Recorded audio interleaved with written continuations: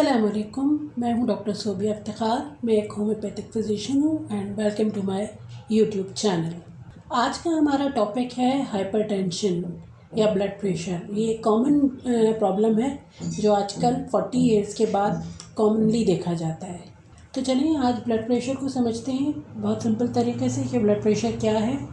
दरअसल हमारा जो हार्ट है वो पंप की तरह काम करता है और मुस्तकिल पंपिंग करता रहता है, यानी दिल धड़कता रहता है। जब हार्ट ब्लड को पंप करता है तो ब्लड आर्टरीज़ की वॉल पे प्रेशर डालती है, तो ये जो है ब्लड प्रेशर कहलाता है। हमारा हार्ट जो है 1 मिनट में 5 लीटर ब्लड पंप करता है। तो दिल की ये धड़कने से, पंप करने से हमारी बॉडी को ब्लड के ज़रिए एनर्जी और ऑक्सीजन मिलती है और ब्लड को सर्कुलेशन के लिए ब्लड में प्रेशर होना बहुत ज़रूरी है।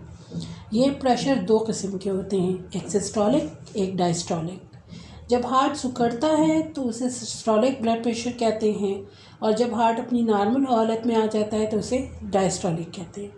अगर आप अपना ब्लड प्रेशर मेजर करेंगे तो अगर वो 120/80 आ रहा है तो वो नॉर्मल बीपी है, यानी कि 120 सिस्टोलिक और 80 डायस्टोलिक नॉर्मल कहलाएगा। अब ये तो नॉर्मल रेंज हो गई आपकी कि आपका ब्लड प्रेशर नॉर्मल होगा तो 120/80 होगा, लेकिन अगर इससे ज़्यादा है यानी 150 है, 70 है, 80 है, बाय 90 और 100, तो इस तरह का ब्लड प्रेशर अगर आपका आ रहा है तो आप फिर ब्लड प्रेशर के पेशेंट बन चुके हैं और उसके लिए फिर आपको जो है फ़ौरन मेडिसिन या एहतियात की ज़रूरत है।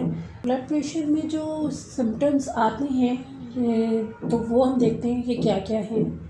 तो उनमें मोस्टली ये होता है कि सर का दर्द ज़्यादातर पेशेंट्स में जो है पाया जाता है।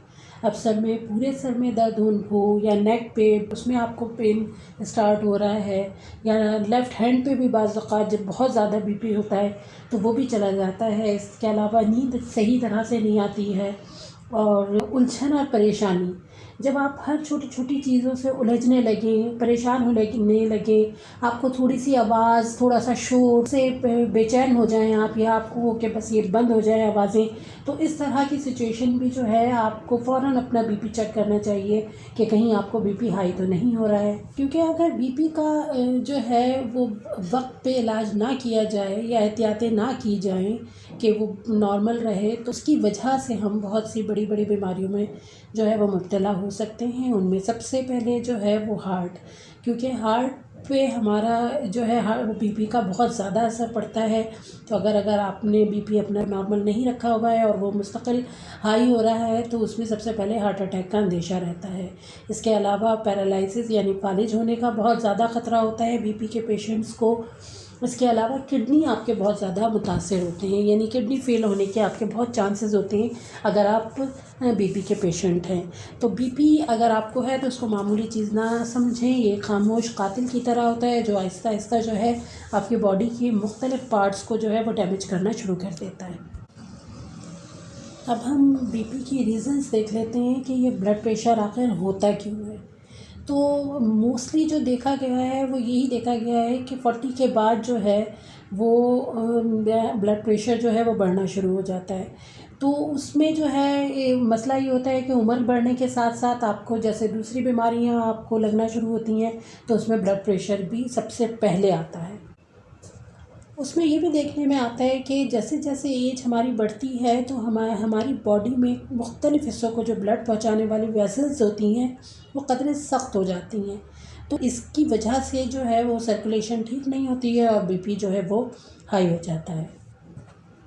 लेकिन आजकल की जिस तरह का लाइफस्टाइल है तो ये नहीं है कि सिर्फ आपको 40 के बाद भी, बल्कि बहुत सारे बच्चों यानी 20 के बाद भी बच्चों में ब्लड प्रेशर का मर्ज़ जो है वह देखने में मिलता है। इसके अलावा ये देखने में आता है कि अगर हमारी बॉडी में कोई और तकलीफ़ हो रही है, जैसे हमारे किडनी जो है वो अफेक्टेड हैं, या हम जो है शुगर के मरीज़ भी हैं, या हमें जो है कोई और प्रॉब्लम है, उसकी वजह से भी जो है वो ब्लड प्रेशर जो है बढ़ जाता है।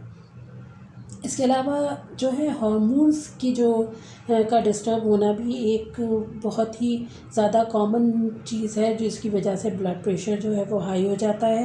इसके अलावा देखने में आता है कि मोटापा हो गया या नमक का बहुत ज़्यादा इस्तेमाल, कुछ लोग बहुत ज़्यादा यूज़ करते हैं, एक्सरसाइज करते नहीं हैं, फास्ट फूड और बाहर के खाने, मिर्च मसालों के खाने बहुत ज़्यादा खाए जाते हैं, फिज़िकली कोई वर्क नहीं किया जाता है, तो इस वजह से भी हम इस बीमारी में मुब्तला हो जाते हैं। सबसे पहले हम देखते हैं कि हम बग़ैर मेडिसिन के ब्लड प्रेशर को किस तरह से कंट्रोल में कर सकते हैं। तो उसमें सबसे पहले जो है अपनी लाइफ़स्टाइल को थोड़ा बहुत चेंज करना होगा। आपको देखना है कि अगर आप बिल्कुल भी कोई काम नहीं कर रहे हैं तो आपको चलते फिरते रहना चाहिए, उठने बैठने के काम करने चाहिए। इसके अलावा जो है बाहर की खाने जो है वो अगर आप रोज़ाना ही खा रहे हैं या कुछ हर हफ्ते ही खा रहे हैं तो आपको वो कंट्रोल करने चाहिए। आप महीने में एक दफ़ा जो है वो अपना चीट डे रखें या जिस तरह से भी, लेकिन अपने रेगुलर खाने जो हैं वो खाएं। इसके अलावा अगर आपका वज़न बढ़ गया है तो उसको आप नॉर्मल करने की कोशिश करें। जो ऑयली चीज़ें हैं, जो बेकरी आइटम्स हैं, आप उनको बंद करें ताकि जो है वो आप नॉर्मल खाना खाकर अपना बीपी भी काफ़ी कंट्रोल कर सकते हैं। इसके अलावा ये है कि आप रेगुलर वॉक करें। वॉक करने से बीपी बहुत ज़्यादा जल्दी ठीक हो जाता है। आपको किसी मेडिसिन की ज़रूरत नहीं पड़ेगी। अगर आपका भी बीपी होना स्टार्ट हुआ है तो आप वॉक के ज़रिए भी अपने बीपी को नॉर्मल कर सकते हैं। इसके अलावा जो है आप खाने पीने में जो है अपना केले का इस्तेमाल ज़रूर रखें। बनाना ज़रूर आप रोज़ाना इस्तेमाल में लाएँ, क्योंकि बनाना में पोटेशियम होता है और पोटेशियम से बीपी के पेशेंट के लिए काफ़ी बेहतर होता है। इसके अलावा बहुत से लोग ज़्यादा सेंसिटिव होते हैं तो वो बहुत ज़्यादा टेंशन, छोटी छोटी चीज़ों की भी टेंशन लेना शुरू कर देते हैं। तो कोशिश करें कि टेंशन से अपने आप को दूर रखें। अब हमने ये सारे तो प्रिकॉशंस वगैरह देख लिए हैं, लेकिन अगर जो है इन सारी चीज़ों के बावजूद, तमाम एहतियातों के बावजूद आपका बीपी नॉर्मल नहीं हो रहा है तो फिर हम आपको कुछ होम्योपैथिक मेडिसिन्स बताते हैं। इनको जो है आप अपने सिम्टम्स के मुताबिक लेंगी, जिनकी जो सिम्टम्स आपको अपनी सिम्टम्स से मिलते हुए लगें तो आप वो मेडिसिन यूज़ करें। तो इंशाल्लाह आपका बीपी काफ़ी हद तक कंट्रोल हो जाएगा और हो सकता है कि आप जो है इस मर्ज़ से छुटकारा भी हासिल कर सकते हैं। सबसे पहली मेडिसिन है बेलाडोना 30 में लेंगे। ये जो है इसकी सिम्टम्स ये होते हैं कि आपके दिल जो है उसकी धड़कन बहुत तेज़ हो जाती है, आपके सर में शदीद दर्द महसूस होता है और आपका जो चेहरा है वो रेड हो जाता है, चक्कर आते हैं और शोर से आपको परेशानी होती है।